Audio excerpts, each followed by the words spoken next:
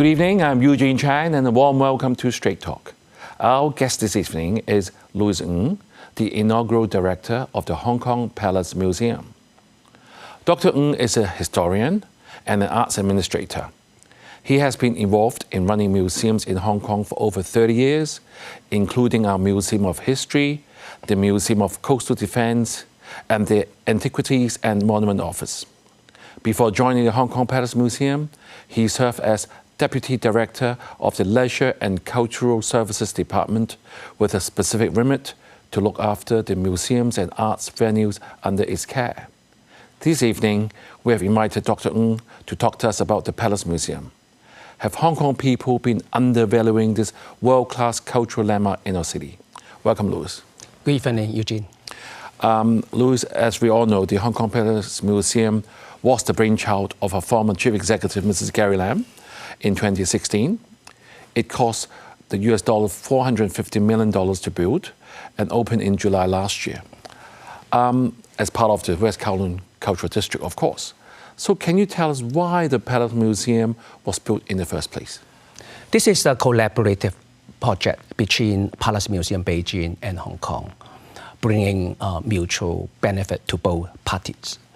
Beijing Palace Museum is very keen to extend their international reach and to engage more global audience. They believe Hong Kong is an excellent platform to enable Chinese culture to connect global audience. And while in Hong Kong at that time, we were in the process of reviewing our positions in the art and culture development, how to escalate our positions as a leader in Asia to promote art and culture. So I think that under this consideration, both sides have discussions and finally reach an agreement to build Palace Museum in Hong Kong. How long did it take for the agreement to reach? Was it a difficult one? We first planned the project in 2016 and kicked off the project in 2017. So it was quite a smooth idea that both sides like it right from the beginning. Yes, but it's not easily that to build the third Palace Museum in Hong Kong after Beijing and Taipei. We need to present a very, very comprehensive proposal to central government. I see. Because it's the first time that so many treasures from Palace Museum Beijing, that loan to us for permanent display. Right. So Dr. Ng, so Mrs. Lam did a very good job of being able to secure the national treasures to be displayed in Hong Kong. The mission of the museum, as I read, is advancing dialogue amongst world civilizations and facilitating Hong Kong's positioning as an East meets West center for cultural exchange between China and the rest of the world. Can you elaborate on this? Well, first of all, that we are not a branch of the Beijing Palace Museum. As I mentioned, that we are a separate entity. We have our own autonomy, that in all curatorial and management decisions. How to make Hong Kong Palace Museum, different with the one in Beijing and Taipei? I think we need to leverage on Hong Kong's uniqueness and also the strengths that we are a East meets West cultural hub. So that I think that we not only display the treasure from Palace Museum, we also want to bring treasures, artifacts, and from other countries, the museum in other countries, I think to promote a dialogue. That's, I think, is very important now. Right. And that, after opening of China, that we want to have more dialogue with different countries, different people, different cultures. Right. So, Dr. Ng, I mean, you have just celebrated your first anniversary. If I'm going to ask you to self-reflection on the work so far, how has this mission been achieved so far, in your opinion? Well, it's a very busy year, especially we opened last July during the COVID period. But we are very pleased that the museums has received a very, very warm welcome from visitors. So far, I think that we have received 1.6 million visitors in 14 months. Remember that in the first year that it's still a COVID period. Right. All visitors, Hong Kong people. From this year, we received more visitors from mainland and overseas. During the past 2 months, during the summer holidays, a lot of visitors from mainland. So we did a survey showing that there's over 59% from mainland. Right. Yeah, it's quite high. I think that's the visitations. So, well, I think it's not only the visitation, but the comment, the feedback from visitors. They are very pleased. Right. Dr. Since you mentioned 59% are from the mainland, that means the remaining 41% are from local as well as international visitors. What type of proportion would that be between Hong Kong people and the overseas visitors? Well, I think around 10% from overseas. Right. South Asia, some from the Europe, United States. That's I think about our composition of our visitors. Now, have a quick mathematical calculation. When you have 49% from non-mainland, 50%. Okay. Yeah, that means you have like 30+% from Hong Kong. That means about out of the 16 million people who have visited, nearly 5 million people from Hong Kong have visited. Yeah. Are you happy with that? Well, I think there's a lot of work to do. I think in terms of visitations, there's 1.6 million in 14 months. It's quite a high figures, I think, for museum, I think, the visitors. Sorry, I got it wrong. So 1.6 million people visited the museum so far? So far. So that means Hong Kong people, I think Hong Kong people half a million? Half a million. I think more than this. More than this. Because the first year that we I think around in the first 6 months, entirely Hong Kong people. Hong Kong people do like to travel, and as you said, there are also Palace Museum in Beijing, also in Taipei. Yeah. So what niche does our Hong Kong Museum has that, right, in Hong Kong, I'm going to visit the Palace Museum in the weekend. What will be our niche? What will be our major attraction? Well, first of all, that we display treasure from Palace Museum. I think that's, remember that the Palace Museum has got 16 million visitors a year. And then this issue after the COVID, it's difficult, very difficult to get a ticket to visit the Palace Museum in Beijing. It's quite far. In the Greater Bay Area, for visitors, I think it's more convenient to go to Hong Kong to visit the Palace Museum. So that makes Hong Kong a very good attraction even for the Greater Bay Area. Yeah. I think that for the location, it's very convenient. And also, secondly, I think the way we present the Palace Museum artifacts is quite different from Beijing and Taipei. We use a quite contemporary approach. Right. Apart from the treasures from Beijing, any things about Hong Kong special characteristics that you use in the Hong Kong Palace Museum? A global perspective is very important, and since opening, we have collaborated with some overseas museums, the Louvre, Liechtenstein, Cartier, and we are going to present a show with the National Gallery London. So I think we add this international or global perspective to our exhibition. That's quite important. And then the visitor like, okay, I can see the treasure from Palace Museum. In the meantime, I can appreciate the art and culture from other countries, other cultures. Right. Well, being somebody who has visited the Palace Museum, I can assure you there's a lot to see. And honestly, I find it difficult to be able to absorb everything in one go. It takes a few hours. So do you also offer some subscription packages, just like other tourist attractions like the Ocean Park or even Disneyland? We have passes. How has that been received by the Hong Kong people so far? Well, as I can observe, I think in the past 14 months, a lot of Hong Kong people visit the museum twice, 3 times or 4 times. Actually, I think we have membership scheme that you can join the museum as a member, around $600 I think a year. For a student, senior, only $300. So they can visit the museum unlimited times. Right. I read that in the news that you will be increasing your admission fee tomorrow by 20%. Yes. Why is that? Oh, well, I think that's we have to generate more revenue to support this high quality program. I have to say that presenting this kind of show, Cartier, the National Gallery London show, is very expensive. How much is the admission contributing to the overall revenue for the running of the museum, may I ask? I think for this year we target to achieve to generate around 200 million revenue, including half from our tickets and half from our sponsorship donations. It's quite high, that compared with other museums. Yes, and I know that you have some funding from the SAR government as well. No, we do not receive funding. Yeah, self-financing. We receive funding support from West Kowloon Cultural District Authority. Right. So in the last 14 months, I mean, you said 1.6 million people have visited the museum. It's getting more popularity. Will you put in any plans to increase the exposure or attractiveness to the community so that we will come to the museum more often?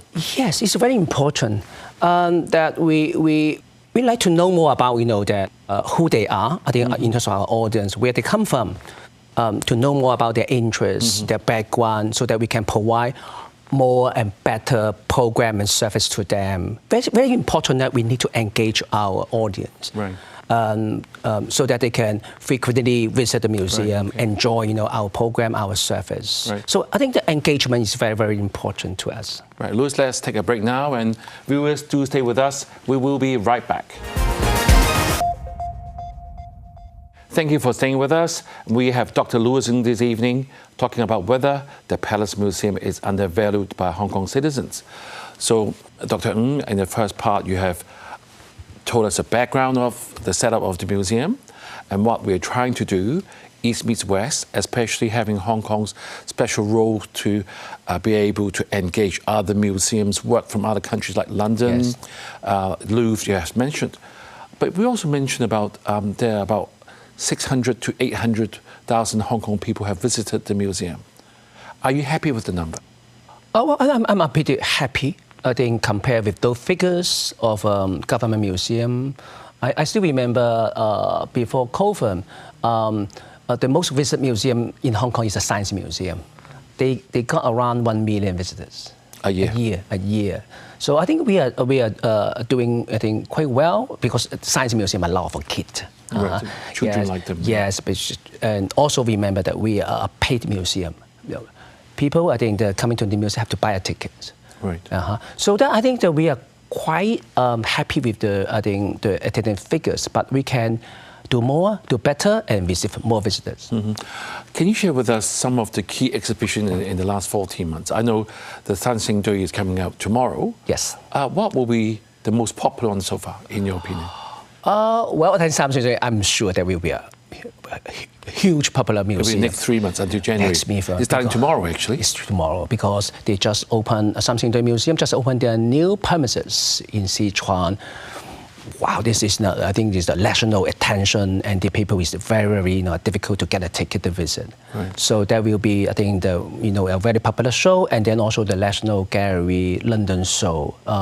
When the exhibition was staged in Shanghai, they received more than 400,000 visitors in 3 months. So then I think that there will be a two major show. Well, I think in the past year we present a number of shows. It's quite popular, including the horse exhibition in collaboration with the Louvre and Palace Museum, and also the Liechtenstein and also the Cartier exhibitions.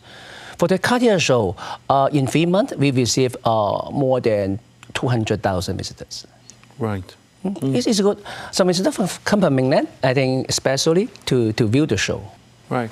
So, Dr. Ng, how does what we call the footfall or the visitors' reviews affect your future planning, especially you're the one in charge of the Palace Museum? Very important. That's, I think, for modern museum, we need to know more about our visitors, As I mentioned before, who they are, why they come from, where they come from, and what's their interest, how long they stay, whether they go to the shop or restaurant. Actually, we are doing regular survey. I think that to have information about and then comments, how long they stay in the museum. So that's very important that we have a marketing department and customer experience department, I think, doing this research. Right. So, Dr. Ng, I've got 2 comments from you to tell the viewers. There's been a comment that the artifacts displayed are changed quite frequently, which is costly and not necessary. Interesting comment. So what will you say to that? Oh, well, if we want to have more visit to the museum, we need to change the objects. But I think for the change of object from Palace Museum, it's not only I think to benefit the visitor for their visit, but for conservation. Because of some objects, they are very, very light sensitive. We need to change every 3 months, 4 months. But I think for this rotation, I think that we can invite more visitors, to come to the museum again. Mm-hmm. So I think that is no problem. I think we will use this strategy. But I think maybe I say more about our exhibition plan. Now we have 5 exhibitions showing artifacts from Palace Museum under different themes. We regularly change the exhibits. I think during the past 14 months, we already changed 200 items. Right. But the overall themes, the setting, we have not changed. Mm-hmm. This exhibition will, some of them will last for 1 year, 2 years, or 3 years.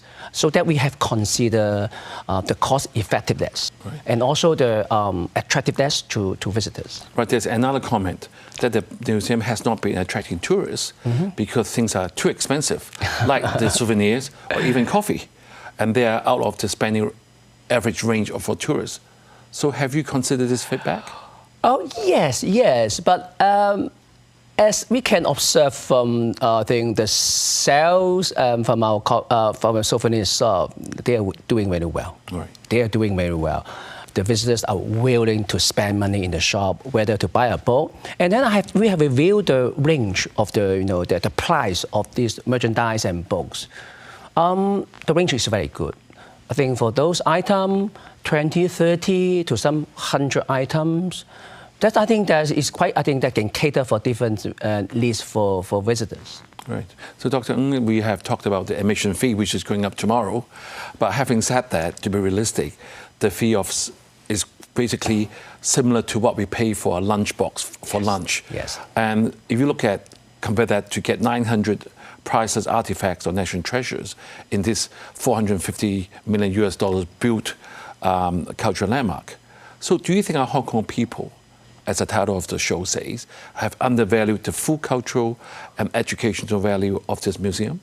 Well, I have to say that I think the needs for more accessible, impactful exhibition and learning resources for Chinese art and culture are growing in Hong Kong. Mm-hmm. There's a huge demand. The people are willing, I think, to pay at a really reasonable cost to enjoy this service and program.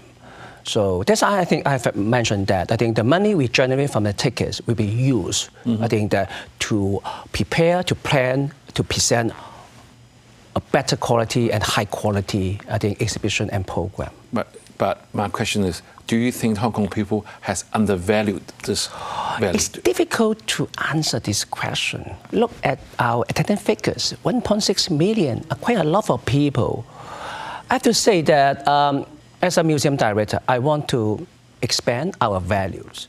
Not only, I think, during the show, but for learning resources, and also there's, for example, I think the museum shop, I think that we can do more to promote the creative industry in, mm-hmm, Hong Kong. Now, I think that nowadays we are talking about tourism. Right. Yeah, I think the museum, Hong Kong Palace Museum, Empress, and Hong Kong MLA can support Hong Kong, I think, in strengthening, our cultural tourism service to visitors. Just now you mentioned we have such very good exhibitions. Even the Sanxing Dui is going to be very difficult for people to get the ticket even to mainland, mm-hmm, not to mention it's within the GBA. So in your opinion, how do you think that the Hong Kong citizen will benefit from the presence of this Palace Museum in our community, from our point of view? Yes, the benefit going to Hong Kong Palace Museum to view the show, to understanding our art and culture. I think that will be the most simple way. I think that you encounter the treasure to understand our history. I think that in addition to the exhibition viewing, the museum is also a very important learning resources, mm-hmm, that we can support the school education and also the creativity, I think that in development art and culture in Hong Kong. I quote an example that we have a program that we engage local artists to produce multimedia and objects in dialogue with Palace Museum artifacts. I think it's very important to empower our younger generations, to understanding and to take part in the development of art and culture of Chinese history. Right. And how are our students? Do you have any plans to engage our younger generation? Well, I think in the past year we have arranged organized visits from school. We have achieved figures of around 70,000 school children visit our museum. We provide docent service to them, and also for some school we provide workshops. In addition to a school visit, we have also some program, especially for students. We just complete the first year and student ambassador program. Right. We have 100 students. We train them as a museum docent. Oh, that's I think to guide some. Move. Yes. Right. So, Louis, looking ahead, what is the museum's top priority in 2024 and 2025? Well, can you share with us any strategic plans? I think that's maybe two aspects. As I mentioned, we will do more education program to engage, to empower our young generation. I think that to understand and also to take part in the development of our Chinese arts and culture. The second is we extend, we will do more international collaborations. For this year, we will have 2 international symposiums, I think, to be organized, in the Palace Museum. So there will be a lot of overseas and mainland scholars coming to Hong Kong. So we are also planning more international exhibition in next year, in the year ahead. So next year we will have exhibition from France and also some exhibition from Middle East. Right. Yeah. Right, thank you, Dr. Ng, for highlighting for us the immense value of having the Palace Museum right here in Hong Kong. Clearly, it is not just another museum housing historical artifacts, but a cultural gem that is essential in preserving our heritage and inspiring the next generation. Viewers, I'd like to leave you with a quote from Michelle Obama. Historic preservation is a tangible way to honor the past and inspire the future. Have a good evening and see you next week.